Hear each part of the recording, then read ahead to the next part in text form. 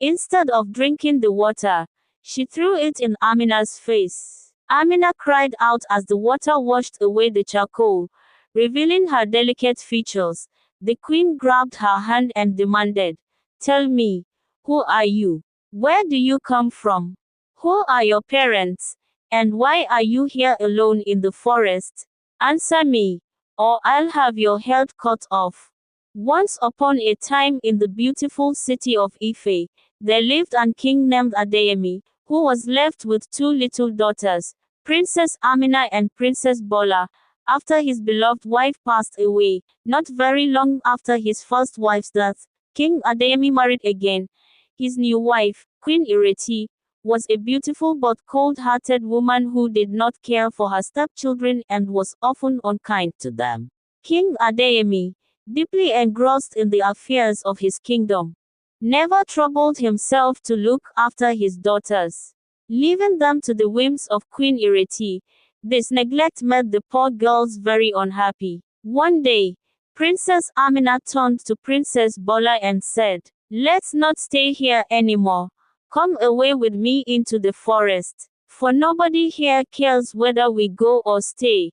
And so, the two sisters packed what little they could carry and walked off into the dense Ife forest. For many days, they survived on wild fruits and the occasional stream water they found along the way. They wandered for a long time until they stumbled upon a magnificent palace hidden deep within the forest. This grand structure belonged to a dreaded Ajobi ogre, but both the Ajobi and his wife were out when the girls arrived. This fine palace in the middle of the forest can belong to no one but the horrible Ajobi who has terrorized our people for so long, Amina whispered to Bola. But no one is home now. Let's go in and see if we can find anything to eat. I am so tired of wild fruits. So they sneaked into the Ajobi's house and discovered some yam and rice. Princess Amina kept watch by the window while Princess Bola cooked their meal. They hadn't even finished eating and cleaning up when the Ajobi and his wife returned. The two princesses were so frightened that they ran up to the top of the house and hid on the flat roof, where they could look down onto the inner courtyard and the surrounding forest. The rooftop was a favorite spot for the Ajobi and his wife to relax during the hot evenings or dry their clothes in the sun. The princesses knew they had to hide quickly and found shelter behind some tall stalks of maize, though this would not hide them for long. When the Ajobi entered the house, he immediately sensed something was amiss. "Someone has been moving the furniture. Wife, did you do this?" he growled. "No," she replied. "I don't know who could have done this. Someone has also been cooking the rice. Wife, did you cook it?" "No," she answered, shaking her head. "I didn't do it. I don't know who did." The Ajobi sniffed the air, his eyes narrowing suspiciously. "I smell human flesh and blood. Where can they be?" "Stuff and nonsense," said his wife dismissively. "You still smell the humans you killed this morning." The Ajobi wasn't convinced and continued sniffing around until he said, "I am very thirsty. Let's go outside and drink some water." So, both the Ajobi and his wife went to a well close to the house and began drawing water.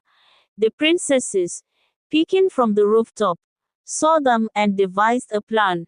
The younger princess, Bola, who was very clever, whispered to Amina, "I have an idea that will be good for us and everyone else." Carefully and silently, Bola crept down behind the Ajobi and his wife as they leaned over the well. With a swift and powerful push, she knocked both the Ajobi and his wife into the well, where they drowned. Bola returned to her sister, breathless but triumphant. "I killed the Ajobi and his wife." "What? Both of them?" cried Amina. "Yes, both," Bola confirmed with a nod. "Won't they come back?" Amina asked anxiously. "Never," said Bola confidently. The two princesses lived happily in the Ajobi's house for a long time. They found rich clothes, jewels, and treasures that the Ajobi had stolen from his victims. Every morning, Bola would tend to the flocks of chickens and herds of goats, taking them to pasture, while Amina stayed home, cooked, and kept the house. Bola often warned Amina, "Be careful if you see any stranger coming near the house. Hide so that nobody knows we live here. If anyone asks for water or food, disguise yourself with rags and charcoal to make yourself look ugly. Otherwise, seeing how fair you are, they might steal you away, and we would never meet again." "Very well," Amina would answer, "I will do as you say." For a long time, no one came by, and the princesses enjoyed their peaceful life. But one day, after Bola had gone out, a neighboring queen, the wife of a neighboring king, who had been traveling for many days with her attendants, came near the palace searching for water. When the queen saw the fine palace standing all alone in the forest, she was astonished. "It is strange that such a palace should be here in the depths of the forest. Let us go in. The owners will surely give us water." "No, no, do not go," cried her attendants. "This must be the house of an Ajobi. I should scarcely think anything terrible lies here." The queen replied, "There is no sound or sign of life." So she tapped at the door and called, "Will anyone in this house give us some water?" Nobody answered because Amina was busy disguising herself with charcoal and rags. Impatient, the queen shook the door, saying angrily, "Let me in, whoever you are, or I will force the door open." Terrified, Amina hurriedly finished her disguise and ran downstairs with a pitcher of water.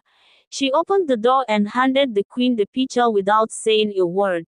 The queen was a clever woman and noticing the strange appearance of the girl, thought to herself, "This creature looks odd. She would be pretty, but her face seems dirty, and her dress is untidy. What is that black stuff on her face?" Instead of drinking the water, she threw it in Amina's face. Amina cried out as the water washed away the charcoal, revealing her delicate features. The queen grabbed her hand and demanded, "Tell me, who are you? Where do you come from? Who are your parents? And why are you here alone in the forest? Answer me, or I'll have your head cut off." Terrified, Amina told the queen about her father, the king, her cruel stepmother, and how she and her sister had run away to the forest. She ended her story in tears. The queen's heart softened, and she said, "Forgive me, child. Do not fear. I will take you with me. As the daughter of an king, you shall be a proper wife for my son." But the more she spoke, the more frightened Amina became, thinking only of her sister and fearing the worst. The queen did not know about Bola, for Amina had said nothing to protect her sister. The queen ordered her servants to place Amina in a palanquin, and they set off for the palace. As Amina was carried away, she feared for her sister and, hoping to leave a trail, began dropping pearls from her necklace tied in pieces of her torn dress. She continued this all the way to the palace, dropping the last pearl just as they reached the gate. The queen commanded her son the prince to appear. When he did, she said, "My son, you have tarried long enough in choosing a bride. I told you that if you did not choose one for yourself, I would find one for you, and so I have. Here she is."